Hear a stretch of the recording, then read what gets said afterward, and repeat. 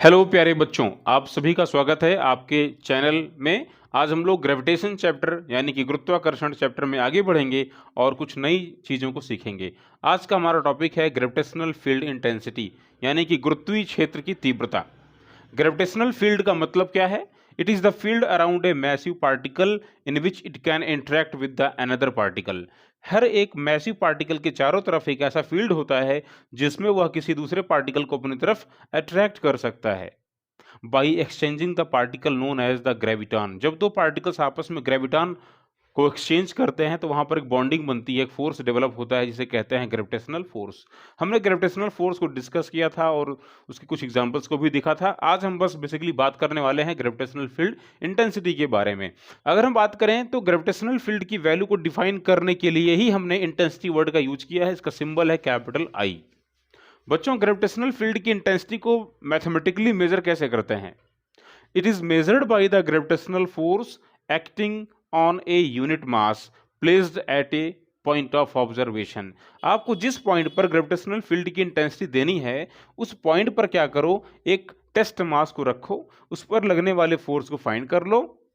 फिर चूंकि हमें वो फोर्स पर यूनिट मास पर चाहिए तो हम उस फोर्स को वापस टेस्ट मास से डिवाइड कर देंगे तो हमें ग्रेविटेशनल फील्ड की वैल्यू मिल जाएगी।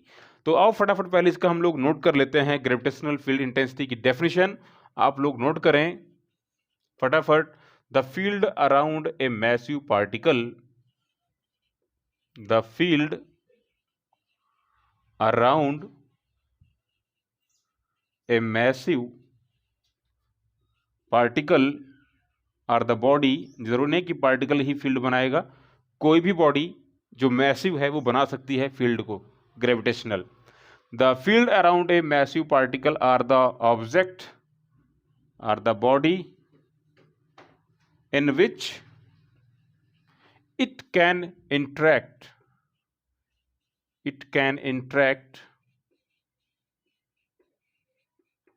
with another particle known as the gravitational field, ये इसकी छोटी सी डेफिनेशन है। ठीक है भाई, ग्रेविटेशनल फील्ड। अब ग्रेविटेशनल फील्ड को हम अगर मेजर करना चाहें तो मैंने जैसा बताया आपको कि हम एक फिजिकल क्वांटिटी को लेते हैं जिसे कहते हैं इंटेंसिटी। तो यहां नोट करेंगे mathematically gravitational field is measured by the physical quantity gravitational field intensity. यहां लिखेंगे ग्रेविटेशनल फील्ड इंटेंसिटी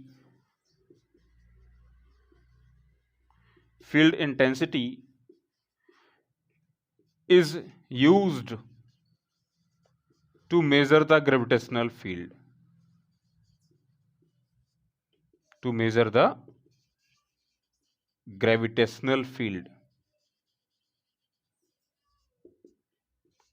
प्यारे बच्चों, ग्रेविटेशनल फील्ड इंटेंसिटी को मेजर कैसे करना है तो मैंने बताया कि it is the force applied by the gravitational field on the per unit mass।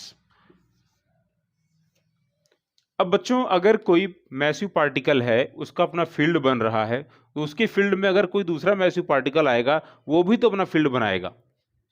तो ऐसे में हम सोर्स फील्ड की स्ट्रेंथ को बाकायदा अगर डिफाइन करना चाहें तो क्या होना चाहिए? अगर हमें इसकी एग्जैक्ट पावर को डिफाइन करना है तो सामने आने वाले जो मैसिव पार्टिकल की ग्रेविटेशनल फील्ड की इंटेंसिटी है वो बहुत लो होनी चाहिए, क्योंकि अगर इसकी पावर ज़्यादा होगी तो ये अपने पावर को पूरा दिखा नहीं पाएगा।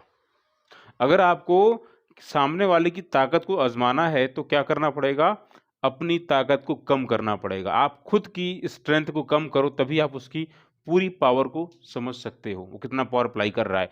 तो इसलिए हम क्या करते हैं, ग्रेविटेशनल फील्ड की इंटेंसिटी को या ग्रेविटेशनल पोटेंशियल को, जितने भी टर्म हैं ग्रेविटेशनल फील्ड से रिलेटेड, उन सबको डिफाइन करने के लिए हम एक हाइपोथेटिकल टेस्ट मास की हम लोग यहाँ करते हैं परिकल्पना।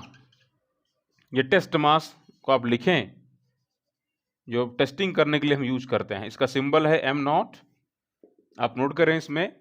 To define the various term of the gravitational field, we use a smallest mass which can exist in nature, that is known as the test mass।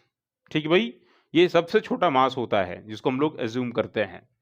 अब इंटेंसिटी को अगर आपको पता लगाना है किसी भी पॉइंट पर, तो ग्रेविटेशनल फोर्स को पता लगा लो कितना अप्लाई हो रहा है, उस फोर्स को टेस्ट मास से डिवाइड कर दो, तो ये क्या मिल जाएगा, force applied on the per unit mass, that will be the gravitational field intensity.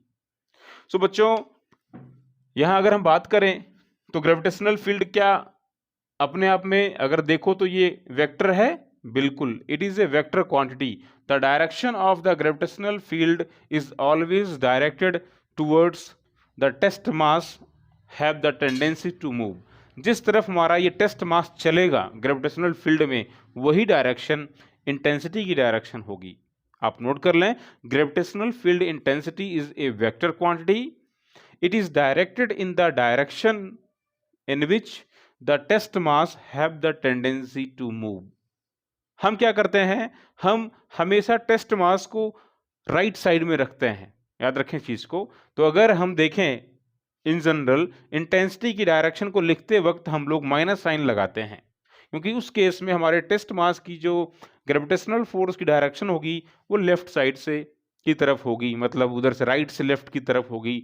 तो एक चीज जरा देखिए, इसकी यूनिट क्या होगी। So SI unit of the gravitational field is newton per KG. It is the ratio of the force and the mass, so it's SI unit will be newton per KG. And what will be the dimensional formula. Dimensional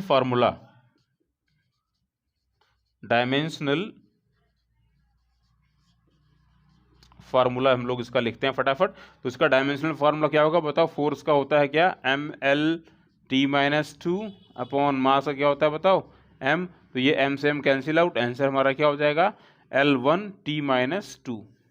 so gravitational field intensity की जो dimension है वो length में 1 है और time में क्या है, -2। याद रखेंगे इस चीज़ को, ये अपने आप में एक वेक्टर क्वांटिटी है। मेजर करने के लिए force on the per unit मास हम निकाल लेते हैं, इस तरीके से हम इसको फाइंड कर सकते हैं। अब हम लोग देखने चल रहे हैं gravitational field due to a point mass. अगर हमारे पास में कोई पॉइंट मास है तो उसका ग्रेविटेशनल फील्ड कैसा होगा, आओ फटाफट देखते हैं। एक हम पॉइंट मास को यहाँ पे दिखाने जा रहे हैं। बच्चों देखिए जरा ध्यान से, ये हमारे पास में एक पॉइंट मास है, मान लो इसका मास m है, और इससे हमें स्मॉल r की डिस्टेंस पर क्या करना है, ग्रेविटेशनल फील्ड की जो इंटेंसिटी है उसको मेजर करना है। यहाँ लिख रहे हैं, फर्स्ट हमारा क्या है, due to point mass, due to the point mass. बच्चों न्यूटन के मुताबिक पॉइंट मास के बगल में अगर कोई दूसरा मैसिव पार्टिकल है तो उस पर जो फोर्स लगता है उसका फॉर्मूला क्या होता है, capital G m1 m2 upon r square. तो अगर हमें ग्रेविटेशनल फील्ड को मेजर करना है तो हमें सबसे पहला काम तो करना पड़ेगा कि हम एक टेस्ट मास को ले आए और इस पॉइंट पर रख दें। तो हम एक टेस्ट मास को ले आ रहे हैं और टेस्ट मास को शो करते हैं m0 से, हमने इसको यहाँ पे रख दिया। भाई इस टेस्ट मास पर जरा देखो, ये फील्ड कितना ग्रेविटेशनल फोर्स एक्सर्ट करेगा, आप निकाल सकते हैं। बताइए कितना फोर्स एक्सर्ट करेगा। यहाँ लिखेंगे, to determine the value of the gravitational field intensity we are going to place a point mass at the point P which is at a distance of small r. Now the gravitational force applied by the field F equals capital G m1 m2, m1 का मतलब है source, m2 का मतलब है test mass upon distance का square, that is r square. Simple सी बात है। Now by the definition of the gravitational field intensity is the ratio of the gravitational force experienced upon the test mass, force exerted on the per unit mass F by m0।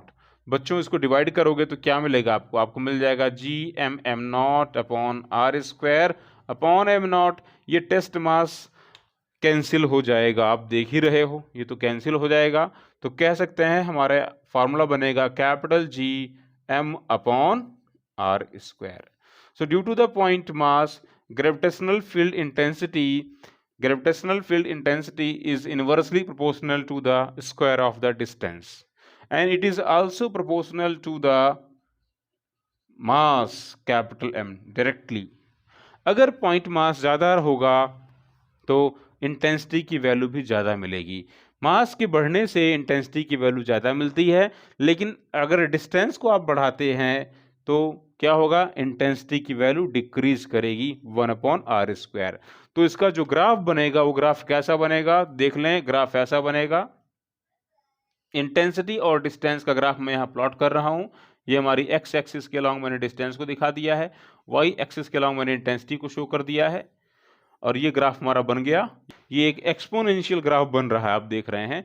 जैसे जैसे आप point mass से दूर जाएंगे, distance को बढ़ाएंगे, तो intensity की वैल्यू गिरती चली जाएगी। और अगर डिस्टेंस इन्फिनाइट हो जाए, पॉइंट मास से आप इन्फिनाइट की डिस्टेंस पर चले जाएं, तो एट द इन्फिनाइट 1/∞², आंसर क्या होगा, 1/∞, दैट विल बी 0। सो यानी इंटेंसिटी की वैल्यू भी क्या हो जाएगी, 0 हो जाएगी। पॉइंट मास का ग्रेविटेशनल फील्ड समाप्त हो जाएगा। तो basics of formula, due to the point mass gravitational field intensity capital G m/r², ये फार्मूला आप दिमाग में रखेंगे हमेशा के लिए।